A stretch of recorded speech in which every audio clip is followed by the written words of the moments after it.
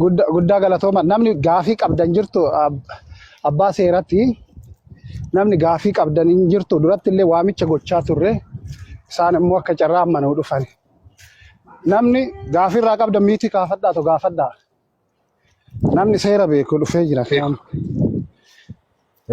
Dhiifama gaafinni isaan gaafadhu tokko jiraani.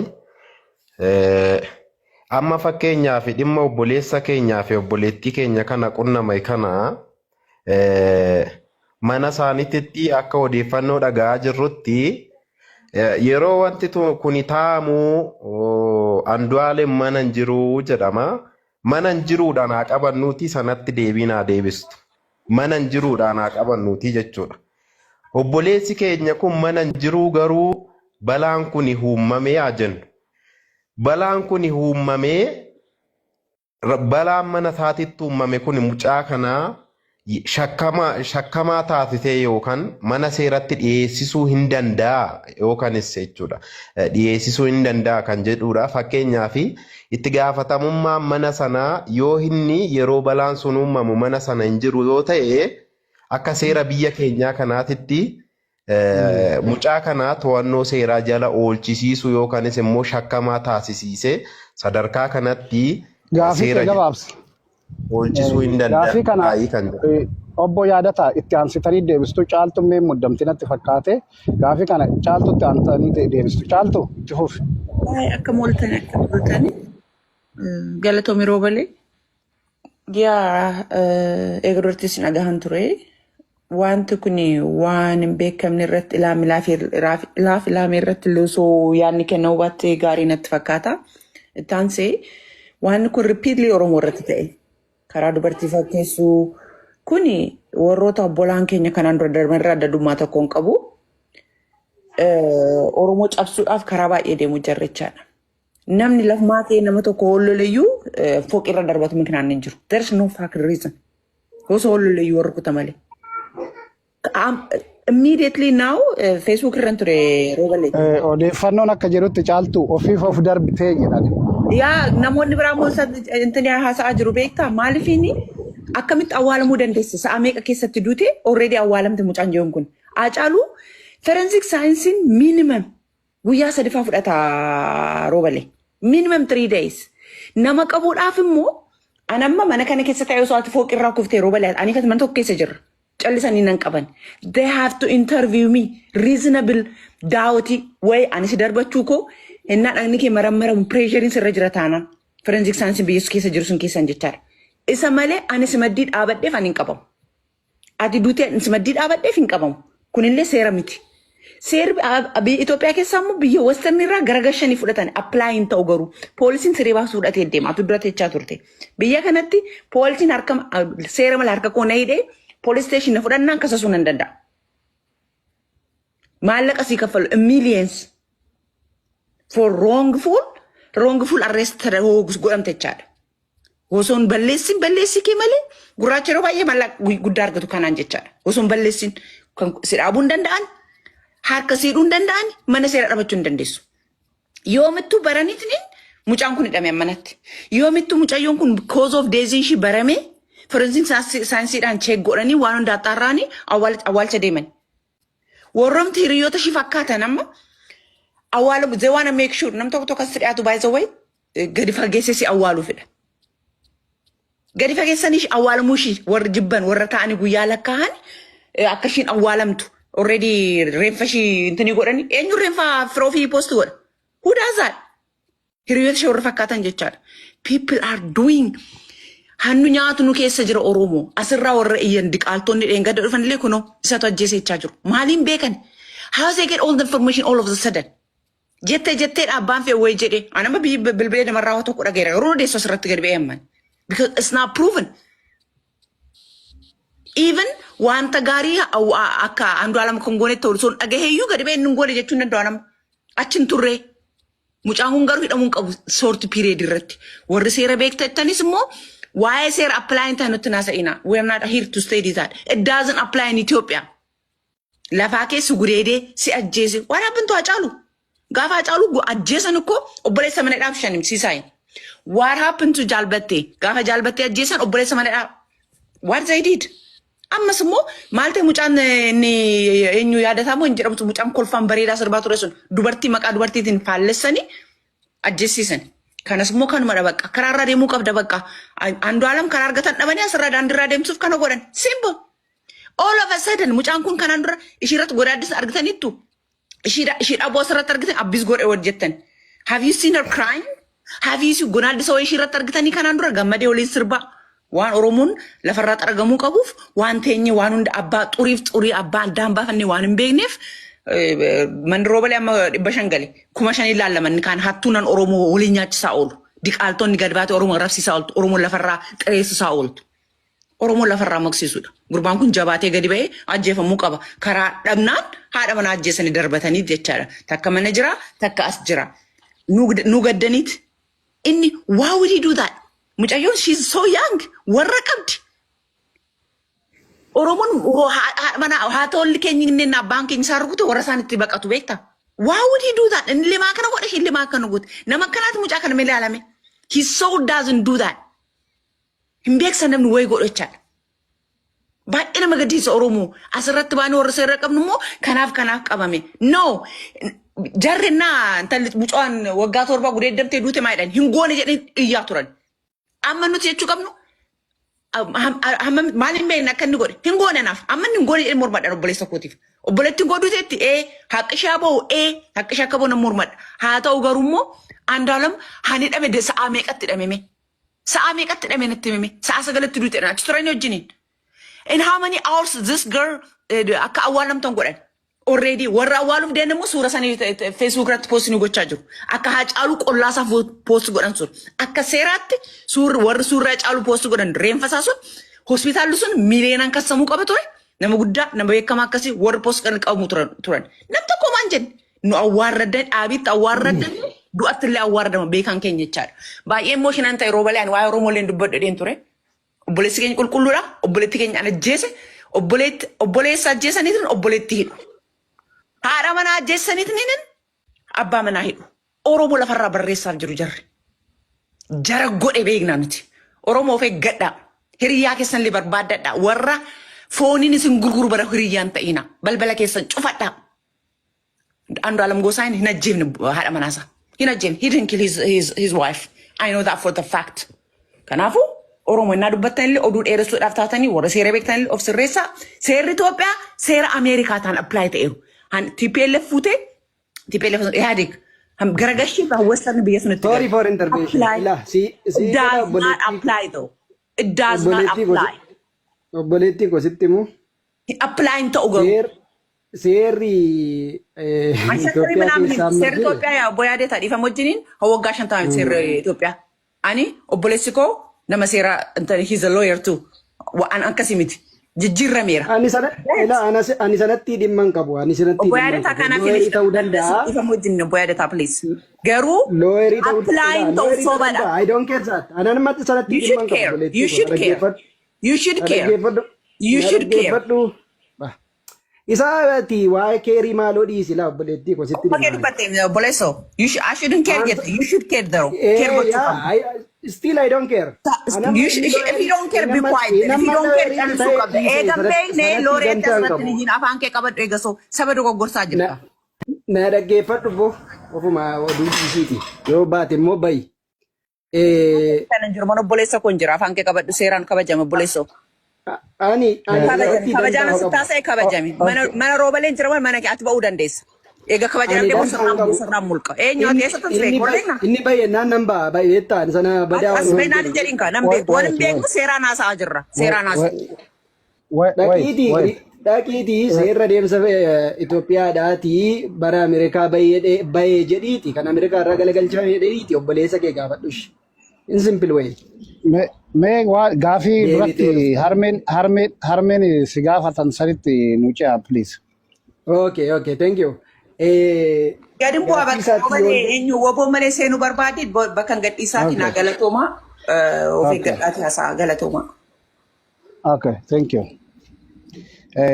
Gaafii sanitti nu darba obbo yaadatu. Tole waan seerri bara adeemsa falmii ammarraa qabnu dhugaa masaa dubbachuuf bara 1950moota keessa kan inni bahee jiru.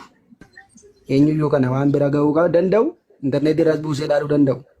Itoophiyaan amma seera bara maalii qabdi kan jedhu eenyuyyuu maannimsa waa akses maadargichi ilaala. Eenyuyyuu jechuudha. Amma sanatti miti kan dantaan jiru. Anamma waa'ee mootummaas, waa'ee nama dhuunfaas, waa'ee sagaranaas, waa'ee sagarasiis wanti na laallatu hin jiru.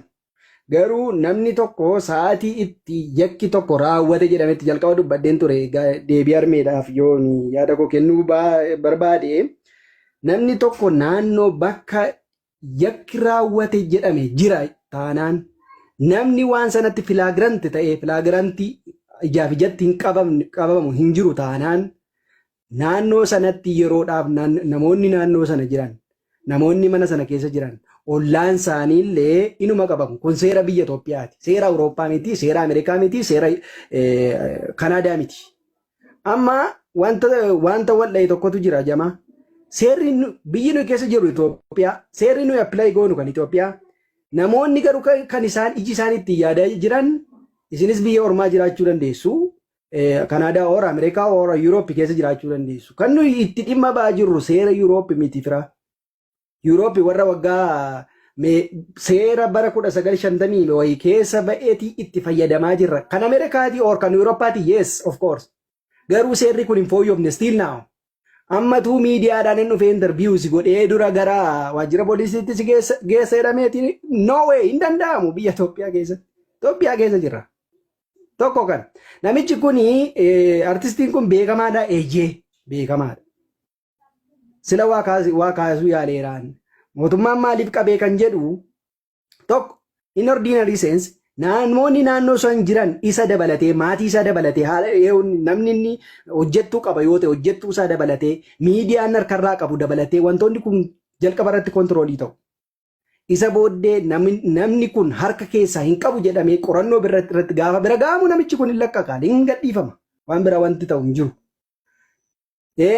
Waan forensiik ijji wal qabatee ka'e I don't know fuudhanii ilaalaniiruun ilaallee waan hin beeku hin qabu waan dhugaa dubbachuutu gaariidha odeeffannoo kanaas hin qabu garuu akkuma jedhame immoo kan ta'uu qabu akka seeraatti fakkeenyaaf namni tokko gaafa fayyuma du'u summaa'ee du'e moo waraanamee du'e moo maal ta'ee du'e kan jedhu investigeeshinii barbaada ture forensikii jechuudha forensikiin barbaada inni kun ta'eera hin taane I don't know hin beeku.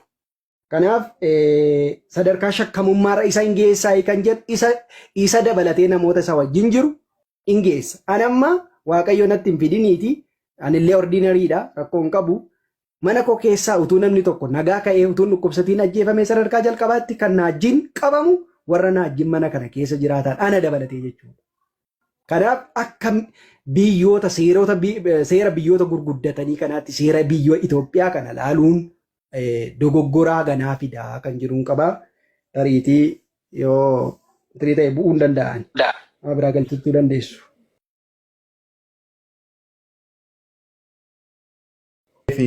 Qajeelatti sin hin galle natti fakkaate gaafiin ani gaafadhee Andu'aalem artistii Andu'aalem kuni yeroo balaan kun taasifamu achi hin jiru yoo ta'e mucaan kun shakkamaa ta'ee dhiyaachuu hin danda'ayi waan jedhudha ture. Sinii galee yoo shakkama yoo achi hin jiru ta'e shakkamsiisee yookaanis immoo akkuma sin jalqaba kaastanii heerudha jettatan amma machi tursiisuu danda'a. Seerri immoo kana maal jedha labsiin seeraa immoo maal jedha kan jedhudha dhiifama wajjiniin. Tole ilaa wanti ta'u maatii kee amma ta'ee jirutti waa'ee maatii keetiif yeroo muraasaaf hin gaafatamta. Andu'aalem irrattis kan ta'u kanuma. Harka keessaan qabu yoo ta'e harka keessaan qabuudha. Yoo keessaa qabatee yoo keessaa qabatee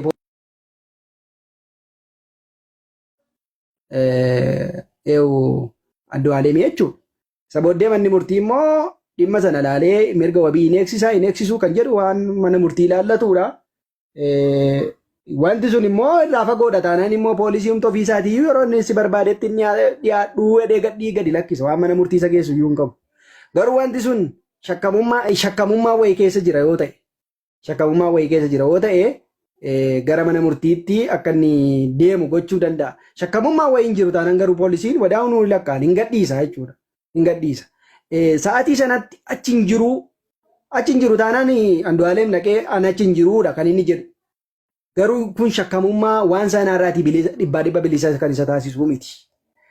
Achi hin jiruuf achi jiraan immoo ishuu biraa ta'a jechuudha deebi'ee waan proof or disproof goonu waan mirkaneessinu yookaan waan intinii waan faallessu yookaan mirkaneessinu ta'uu danda'a jechuudha waa'ee achi jiraaf achi hin jiru. Inumaayyuu wantoota akkasii irratti gaafa poolisiin nama qoratu namoonni mana sana keessa jiranii adda adda ba'anitti kan qorataman malee iddoo tokko ta'anii fakkeenyaaf amma Andu'aalem mana kan teessu wajjin jirti taanaan Andu'aalemii fi isheen walitti ba'anii walii wajjin hin qorataman. Kana beekuun nurra jechuudha. Waan Andu'aalem hin dubbatuuf waan namni mana isaa taa'u yookaan ollaan isaa dubbatu erga isaan jecha isaanii kennaniidhaan booddee dhufee walitti qabameeti kan inni xiinxalamu jechuudha. Isa booddee namichi kun yookaan artistiin kun waan kanattiiti irraa fagoodha yoo ta'e gadhiisaa jechuudha poolisiin. Investigeeshinii kan biraa itti fufa. Dhuguma immoo wanti qorannoo reeffaa ishii irraa argamu immoo homtuu hin jiru yoo ta'e fakkeenyaaf amma manni yaalaa waa jechuu qaba. Utuu waan jedhin namni tokko hin awwaalamu baay'ee akkan beekutti. Isarra dhaabbatee.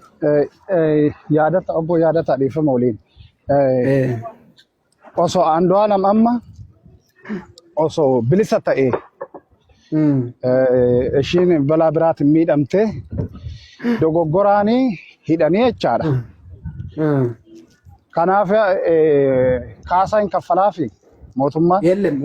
Waan akkasii hin jiru biyya Itoophiyaa keessa. Kanaaf walqixatti hin ilaalinaa isiniin jedhaa jira. Beekuma barbaanneeti seeruma biyya saniitu beekuma barbaanneeti. Kaasaa mootummaan isinii kaffalu kaasaa mootummaan nama dogoggoraan hidhameef kaffalu tokko iyyuu hin jiru. Hamma hunaatti isin kaffalamne seerri kana aangeessis hin jiru. Siivil maashiin kun siivil kiriminaal kooddii irraa wanti taate wayii jirti akka itti gaafatamummaa hordofsiiftu. Amma hunaatti garuu akkasa biyya Awurooppaa sana itti gaafatamummaan beenyessu maal kun biyya keenya keessatti hojiirra oolu. Artiist Andu'aalem Gosaa beekamaadha. Akka Oromootittis akka biyya saniitittis beekamaadha. Nama kanaatitti wanti guddaan hagana ga'u kun raawwatamee jira. Miidiyaan naqeetoo gabaasuu hin danda'u bakkee sana. Namni itti siqee seerri maal jedha? Waan kana hin danda'amu. Maaliif hin danda'amu beektuu? Yoo amala akka biyya biraatti wanti kun hin danda'ama gochuu dandeessa. Garuu amma biyya kana keessatti amma tuuti dhaqee waraabaa dhaqeen intarviiw godhaas ittiin jetteeti namni si iyyamu hin jiru ittuu intarvii godhuu osoo hin taane taatee sun akka achitti ta'e asitti amma fakkeenyaaf bakkeen amma dhaabbadhe kana magaala kana keessatti osoo namni tokko akkas ta'e miidiyaan illee alaaluma dhaabbatee hin waraabaa poolisiis intarvii gaafachuun hin yaala. Waan taatee san bakkee sanitti waan ta'e san hin gabaasaa jechaadha asitti. Okay. Amma isa kana informaalii gochuu dandeessa. Foormaalii garuu fakkeenyaaf amma miidiyumti mootummaa kun dhaqee na waraaba yoo jedhee ifatti seerri waan kana dhorkus ta'e wanti kana hiyyamu hin jiru. Amma biyya guddatanitti miidiyaan iddoo guddaa qabaa. Wanti maanni kunoo inumaayyuu ni ilaalla mitiiree namootuma yakka gurguddaa godhatanuu duukaa fiiganiiti maal jedhanii gaafatu. Garuu biyya kana keessatti sammuun keenya sammuumti keenya amma nu ogeessa seeraa tokko hin jenna miti sammuun keenya naannoo bakka yaadame sana hin geenye. Maaliif yeroo sanatti tokko waa'ee kiraayin kontiroolii irra kan jiru humni poolisii yookaan humni mootummaa. Kiraayimii sana kontirool godhuu irratti xiyyeeffata malee miidiyaadhaaf yeroo sana kennuu irratti hin xiyyeeffatu jechuudha. Inumaayyuu namni sun nuun ari'ama baay'ee dhugaama isaa yoo sitti. Galatoomadha waan baay'een isin gaafachuu barbaade garuu isin biyya keessa jirtu waan hojii kanas hojjettu waan ta'eef san isin hin gaafadhu. Ani manni murtii bilisaan hojjechaa hin jiru. Mootummaatu dhiibbaa irratti godhaa hin beekna nuyi waan adda addaa beeknaa keessi adda addaa arginee jirra. Gara biraatiin Mucaa kana ukkaamsanii too gaafii miti ani amma yaada kiyyan ukkaamsanii too mucaa kana in gadi bahanii too isa takka soo godhe nun jedhame akkamitti amannaadha. Gara biraa yakki biyya san keessatti ta'e hanga amma tanaa caaluu hin baane, tan daadhii galaan hin baane, tan jaalbattee hin baane, kan abbootii gadaa 14 hin baane. Namoota baay'ee kaasuu as simboo dheengadda simboo intala daa'ima san suni hin baane. Naannoo Amaaraa sanis namni sun murtiin itti kenname baay'ee xiqqaadha jechaadha. Dubartii haadha warraa ofii ajjeesu biyya san keessatti haadha ofii ajjeesu kana argaa jirra jechaadha. Biyya alaatittis biyya keessattis wanjala ta'e hunda mootummaan dhugaa san baasee adabbii itti kennee hin beeku. Kanaaf ajjeechan babal'atee jechaadha. Ammas ani mootummaan gadi bahee too Andu'aalamitu akkas godhe osoo nuun jedhe irraa furan. Maaliif nama ukkaamsanii too akkasoo namaan jedhan kaan ajjeesa ta'u kaan tooftaa adda addaatiin isa akkas jedhee tana mucaan lubbuudhaan jira mucaan gadi bahee yoo godhe afaan isaatiin dubbachuun dirqama jechaadha. Maaliif waan kana dura mootummaan dhugaa namoota ajjeefamanii waan nan baasnee fi gadi bahee ta'u qorannoo akkas godhee jira isa akkas godhe hoo jedhe hin amannu jechaadha. Ani gara kiyyaan hin amanu yoo ragaa guutuu mucaan lubbuudhaan jira mucaa gadi fidee too intervii godhee too mucaan anatu raawwatee haala kana jedhee too yoon dubbatiniin achi malee ani hin amanu gara kiyyaatiin. Okay, mee nama amma dhufee ol seene kana wasan ati duratti dubbattee miti simoo nama biraati. Eekeen dhuma galgalee natti fakkaata Oromoo. Yaa wasan jirtaa warri hin jirre gadi bu'aa. Okay, sabboontu naa dubbattu san booda nama abbaa seeraa ogeessi seeraa moo maal jettu? Gaaffii qabaafiin ture otoo deebiste gaarii ture. Gaaffii mootummaadhaan walitti isa buusuun gaafatina ol deebi'a obbo Abdataa. Akkasumatti gaaffii seera ogummaa saayinsii masa gaafachuu banne. Abdataa ol deebi'a please. Okay, ergadhaadhaa inni sinan galcha. Okay, itti fufii eekee. Hayyee qananii lubbuu qananii badeetiif nan gadda. Amma Andu'aalem faana wal qabatee afaan garaagaraatiin maal waan baay'eetu adeemaa jira.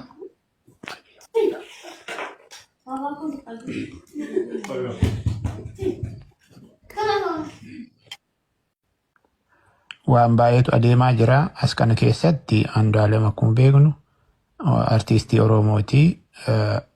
Waan Oromoo irratti waan guddaa dalaguu jira gama artiitiin. Waan artiin Oromoo immoo akka hin guddanne warri barbaadan akkuma beeknu jaalatan jechuudha. Artiistoota keenya waan ta'eef afaan biraatiin yeroo waan tokko mariisatamu kan gaddan fakkaatanii waan siyaasaa waan barbaadan fedhii isaanii akkan ooffanne isa of eeggannoon haa dalagamu ka jedhu erga yaadachiisee kallattiitiin hidhamuun Andu'aalem sirrii moo sirrii mitii ka jedhu ilaalchiseetu akkuma ogeessi seeraa ammasitti kaasaa ture san otoo deebi'ee natti tola. Shakkamaa calqaba shakkamaa ka ta'u itti dhiyeenyaan nama itti dhiyeenyaan jiru jedhaman kamiyyuu ta'a jechuudha. Andu'aalem hidhamuunsaa yakkamaa ta'eetoo hin taane shakkamaa ta'eetu jechuudha. Shakkamaa ta'uunsaa immoo homaa jechuu miti jechuudha yoo hidhama. Ifama. Oguma moo nataachuun okoyye mirnoo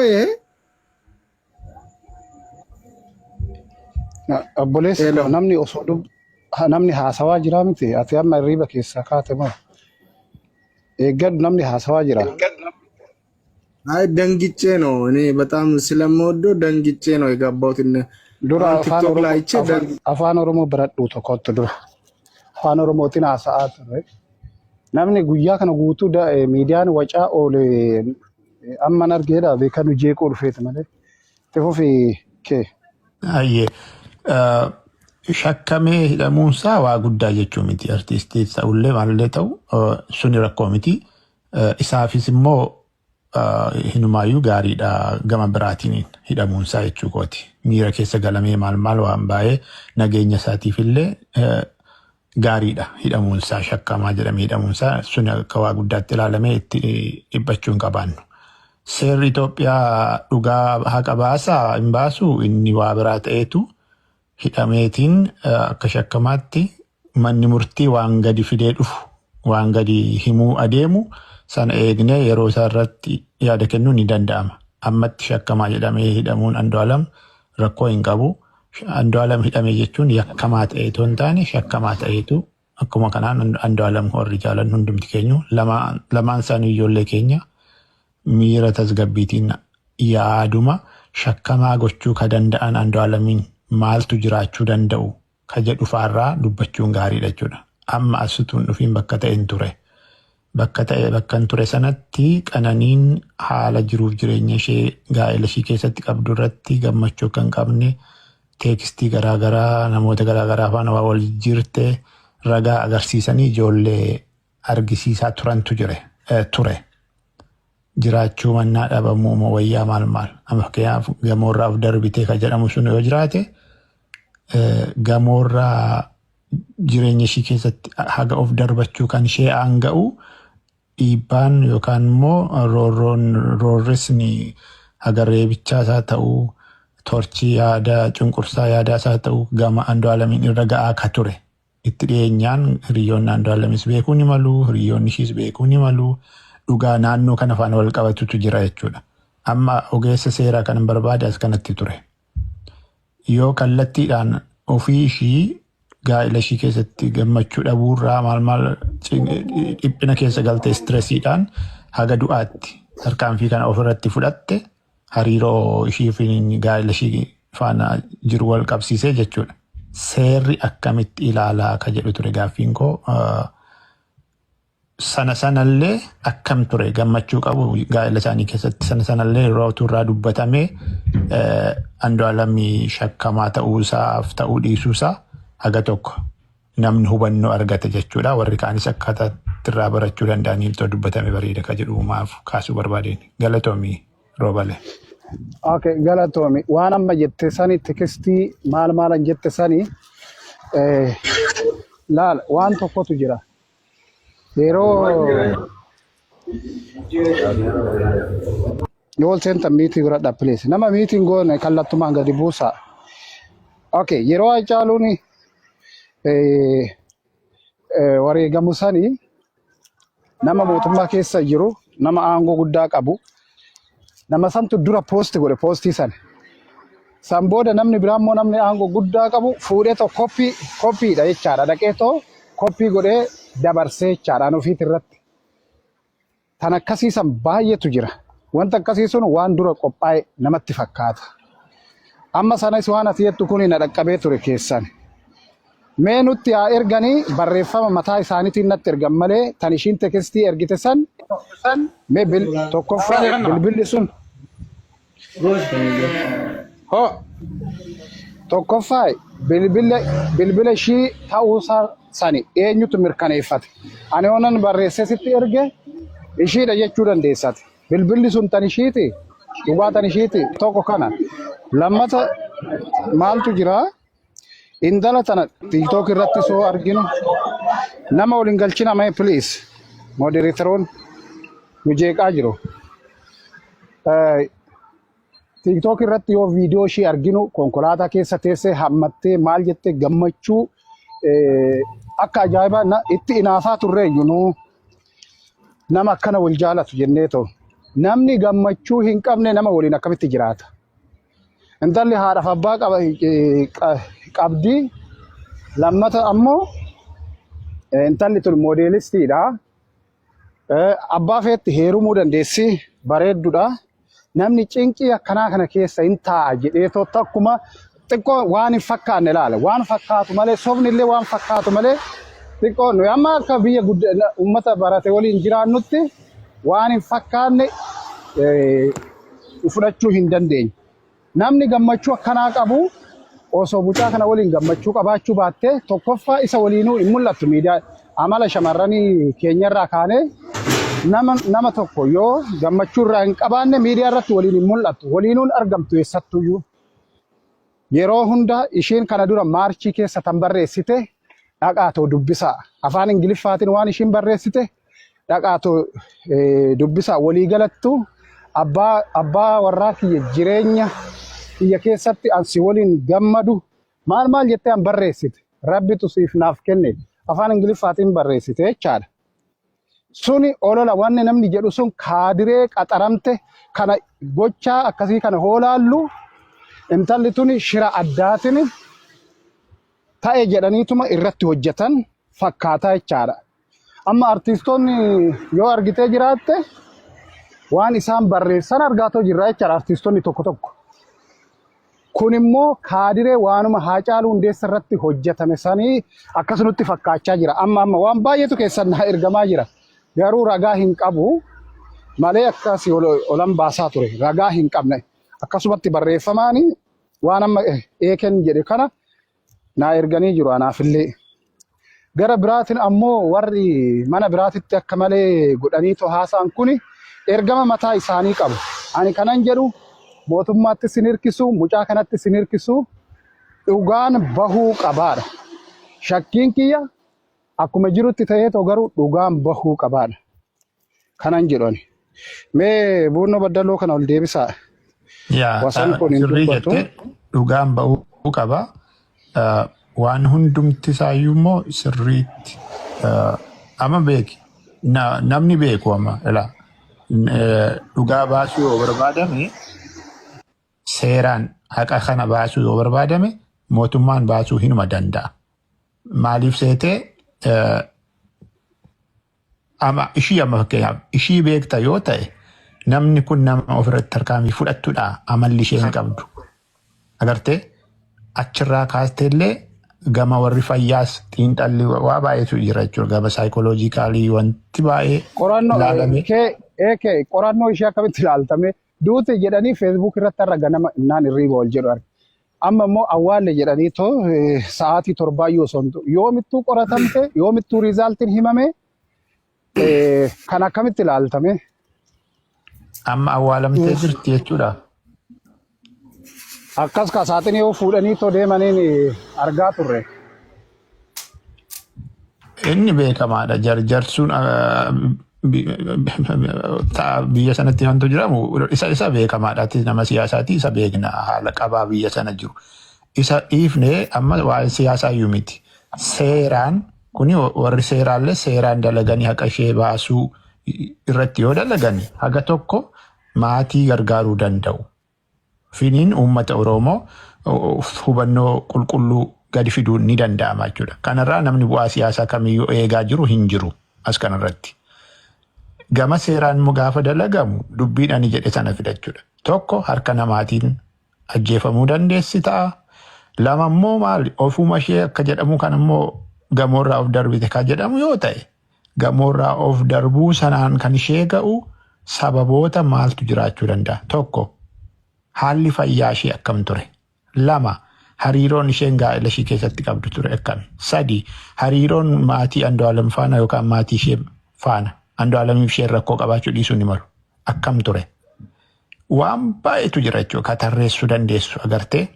Kana ka beeku hiriyoota Andu'aalem hubannoo maatii keessaa namni tokko seenee ture. Tani haadha Andu'aalem waliin jiraatu waan inni nuun jedhe galgala na bira teessee Andu'aalemis bilbilaan dubbiste haati.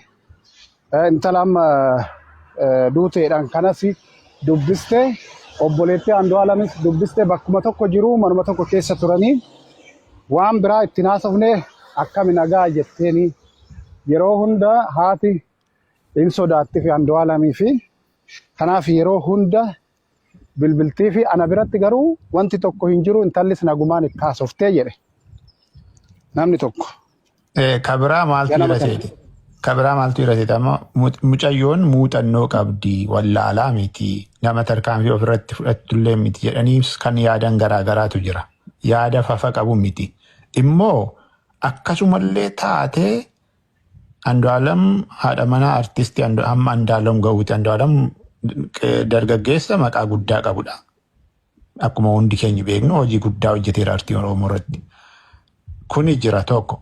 Gama maatii isheetiin jireenya ishee Andu'aalem faana hariiroo isaan qaban, haala isaan jaalalaaf gammachuu qaban, haalatti wal qaban, kunuunsa walii qaban. Suni namoonni itti dhiyeenyaan beekan waan jedhan baay'ee qabaachuu danda'u. Ani hin beeku dhugaa dubbachuu hariiroo isaanii gammachuu qabu moo gaala keessatti walitti bu'iinsi jijjiiramoo isa sana waan hin beeku hin qabu. Amma kanatti aansee tarkaanfii akka ofirratti fudhattu gaa'ela haa jennu gaa'ela ishee keessatti gammachuu hin qabdu yoo ta'e immoo muuxannoo qabdi namni kun ofirratti tarkaanfii hin fudhattu jaalala dandeettii hubannoo muuxannoo qabduutiin gaa'ela sana dhiistee nama biraatti illee heerumuu haga dandeessu waan taateetiif nama tarkaanfii ofirratti fudhattu miti jedhanii murteessuunis nama rakkisa.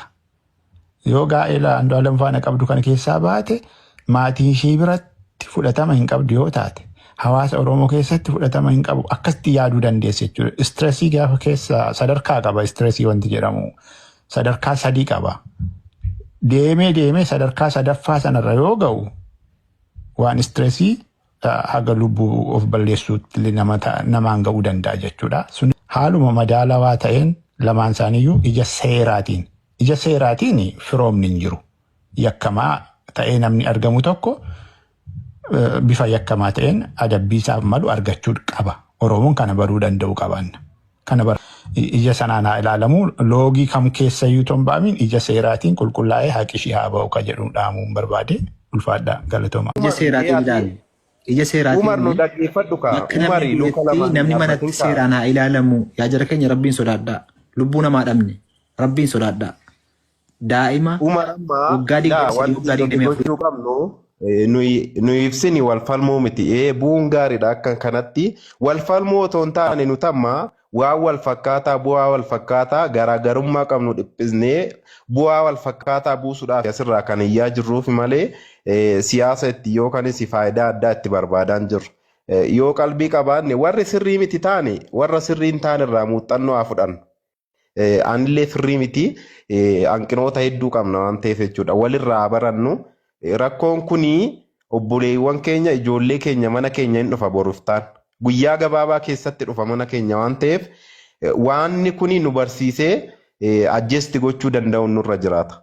Kanaafidha bifa kanaan irratti haataa jirru malee as keessaa waanuma ta'e aaqnee walitti laaquufii miti an bakka kana jiru. Gaafa bakka kanatti haasofni immoo yookaan mootummaa kana maqaa balleessuuf yookaan immoo mootummaa deeggaruuf nam tokko haasofnu nurra hin jiraatu.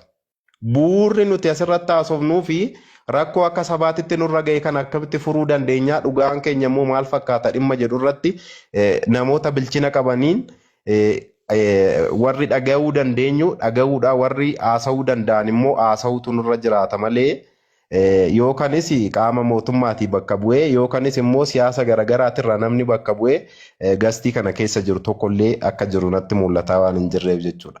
Hundi keenyayyuu garuu maalidhaa? Xiyya ittiin komii qabnu yookaanis immoo taateewwan garaagaraa biyya keenya keessatti raawwatamaa jiruu fi akkaataa dhuunfaadhaanis haa ta'u naannoowwan garaagaraatitti taateewwan jiran irraa kaanetu obboleewwan keenya kun rakkoo guddaa keessa waan jiraniif akka sabaatitti sagalee ta'uufiidhaaf dhimmi amma irratti haasa'amaa jiru. Siiriyeesii garuu yookaan arrabsoo yookaan qoosaa garaagaraatiin otoo as ba'uu baannee baay'ee natti tola. Kanarraa kan hafe garuu maalidhaa?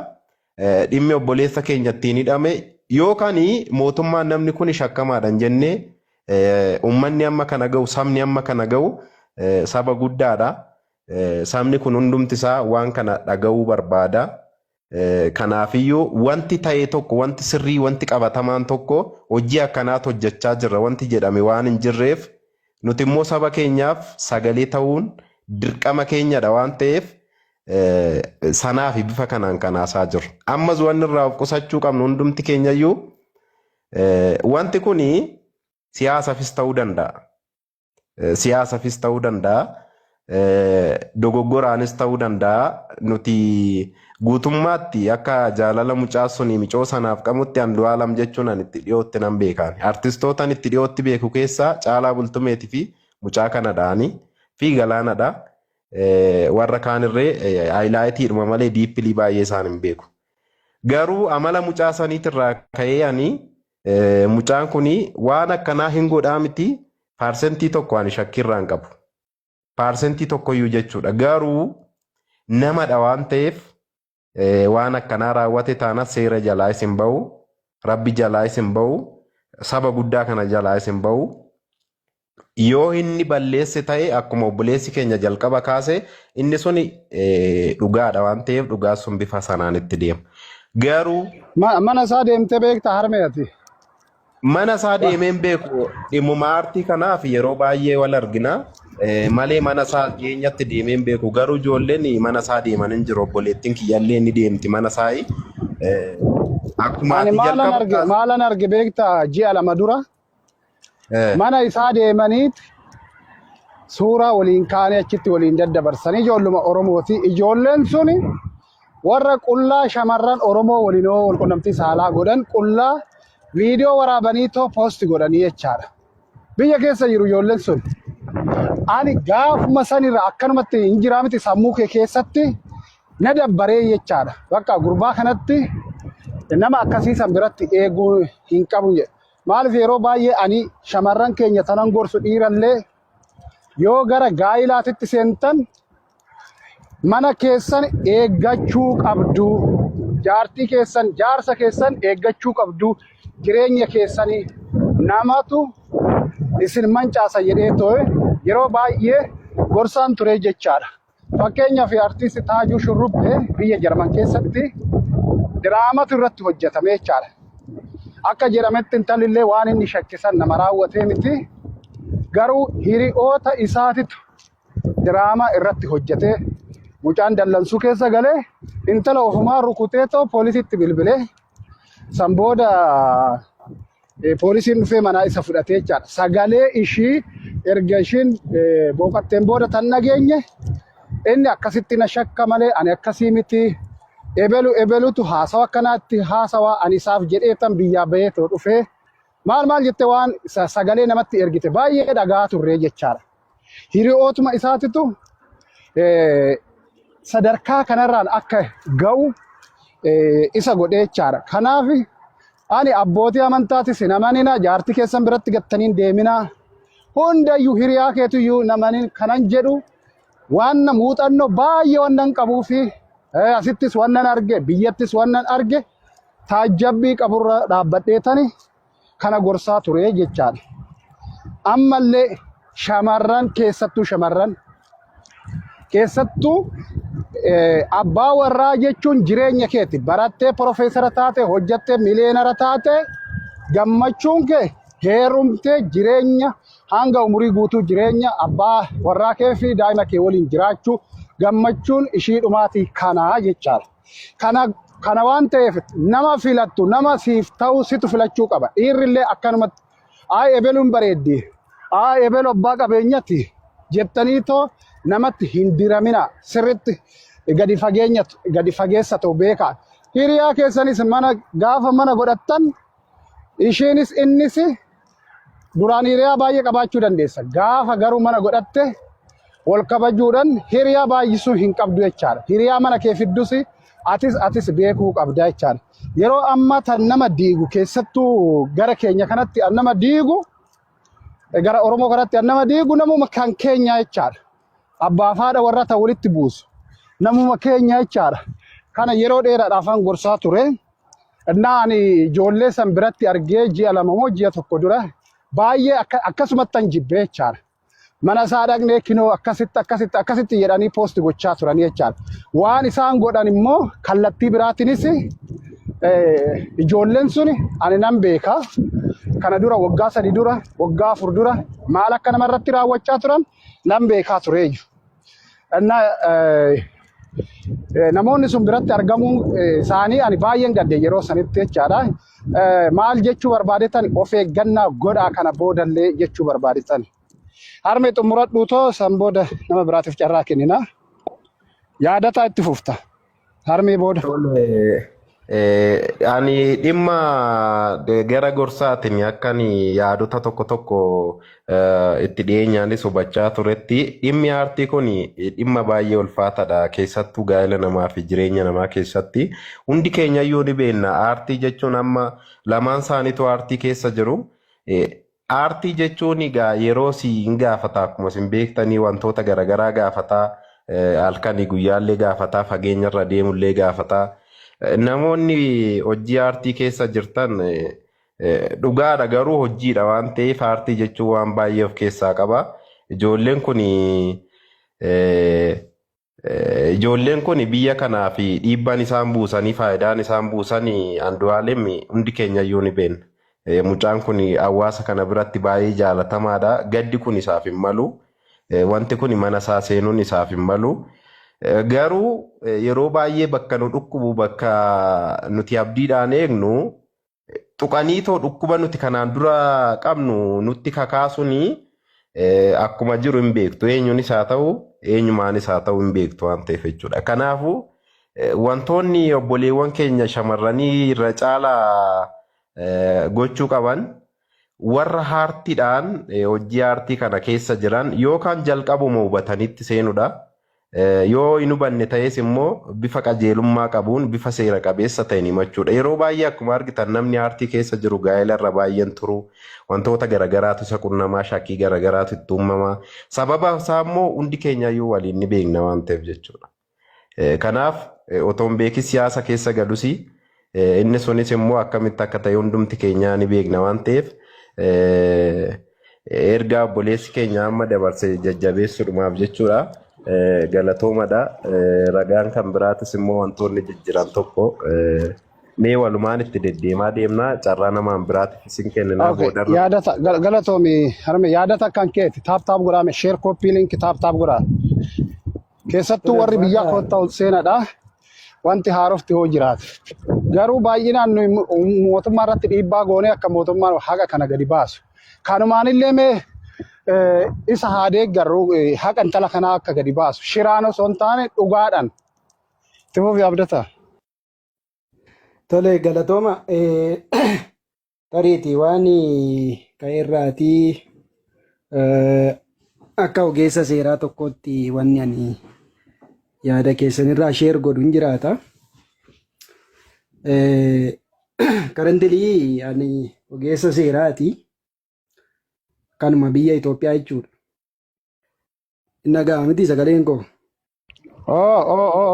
Okay. Baga nagaan nuftani. Mee Magarsaan jedhu modereetarii Magarsaan jedhu tokko odeeffannoo qabanatti fakkaatee ol galchaa. Abdata galatoomadha. Mee itti fufaa. An waan kan biraa keessa hin seenu tariitii namoonni Oromummaa kan jettulleen gaaffii tokko gaafataa turte.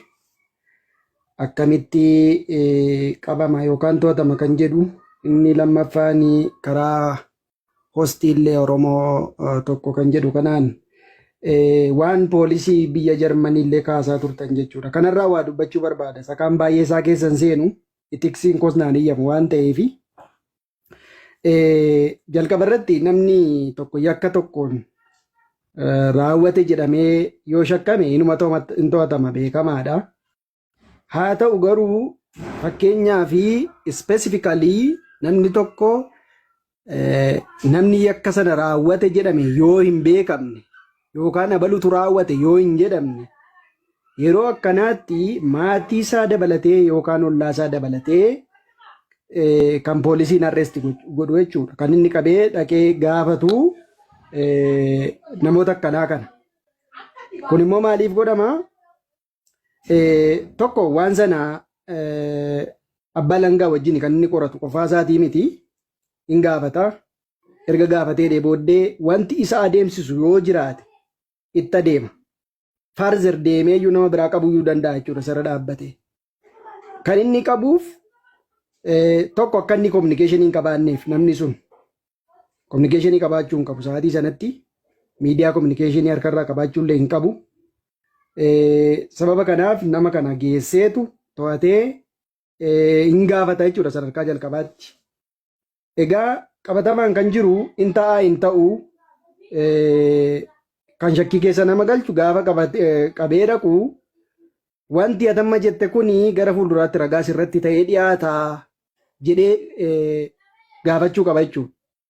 Isa booddee namni kun lakki ani fedhii homaa jechuu hin qabu kan jedhu yoo ta'e wanni akka seeraatti akka heeraattis poolisii waan inni godhu hin jiru sanuma duwwaa galmeessa. qabatamatti immoo kun biyya Itoophiyaa gaddin taa'ee hojjette gaaffii biraa ishuu biraadha sana keessa lixu. Garuu sa'aatii kanatti gochi yakkaa raawwate bakkeetti miti utuu bakkeetti ta'e artistiin kun qabamuun sirna miti.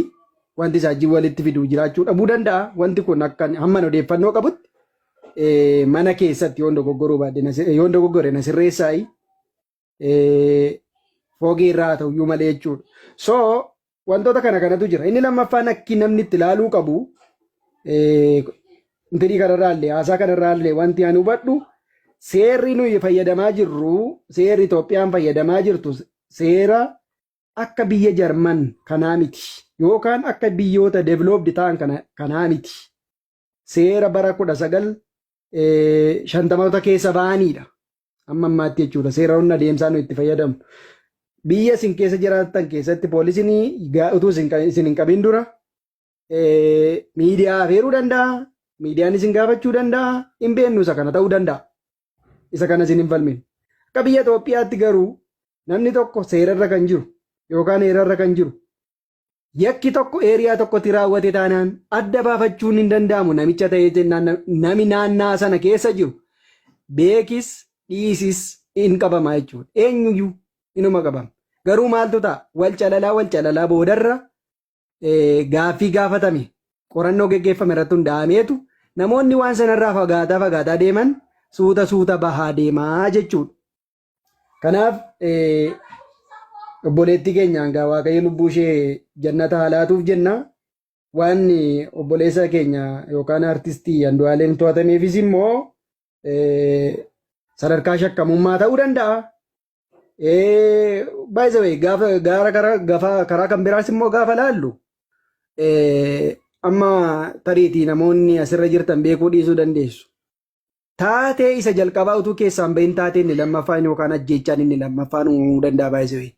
Wanti nuyi tajaajila shurrubbeeti hin beekta tajaajila shurrubbee ajjeesuu danda'a siin jedhama biyya ormaa keessatti yoo ajjeesellee daga buleetti kan yoo ajjeesellee poolisiitti bilbile obboleessa kiyya poolisiitti bilbile ajjeesaniitiiti jedheetoo ofiifi maltenni ila roobalee yakka akkasiin ta'a namni guddaan poolisiin sirna ittiin deemu qaba bakka ati jirtutti haadha manaan kee gaafa duutu mucaan kun hin dhukkubsanne fooqarraa of darbite jedhanii yeroo fooqarraa of darbitu intinii qabaachuu qabdi beektaa morma siirratti wanni yakka tokko raawwachuu qaba yoo namni darbate ta'e yoo ofiin immoo of darbite wanti irratti mul'atu hin jiru poolisiin qorannaa inni ittiin qoratu jira moobaayilii waa tokko si gaafadha fakkeenyaaf jaartiin kee osoo carraan akkasii muudate poolisiin Jarman maal si godhase dura maal irratti raawwata nan to'atama okay waa biraa si gaafadha atin darbine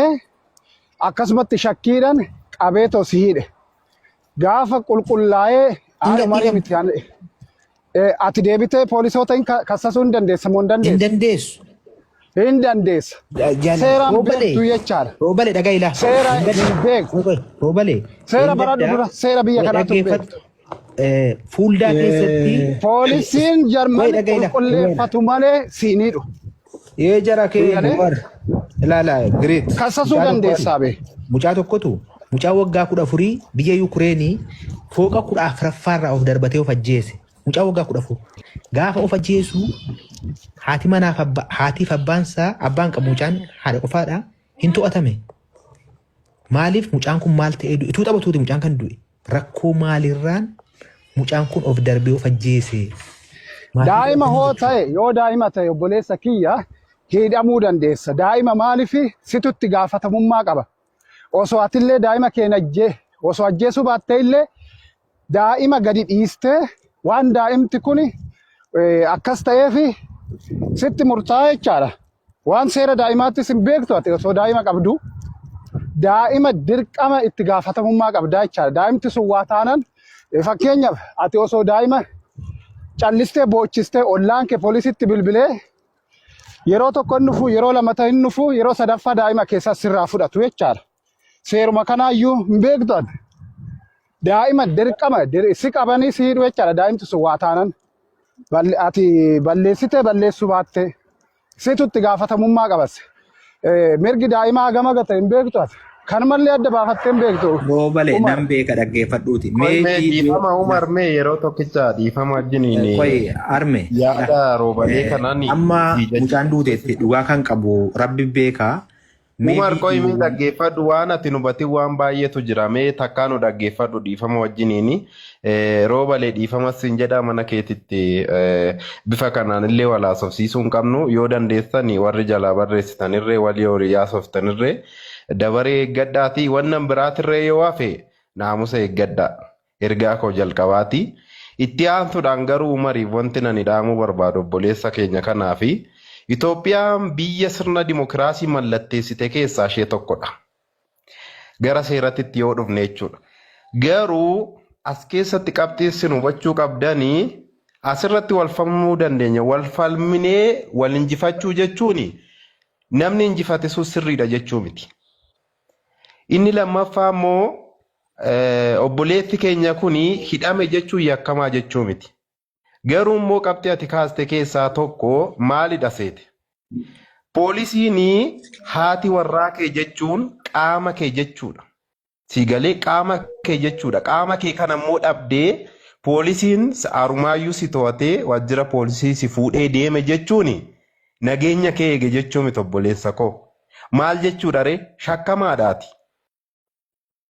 Shakkamaadhaati.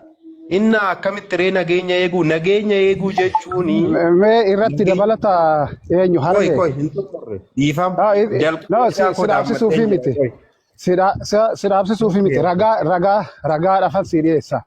Intalli Jimmaa Finfinnee keessatti waggaa 2 dura intalli bareedduu sun fooq irraa of darbitee of ajjeestee abbaa warraa ishii waliin hoteela bultee jedhan.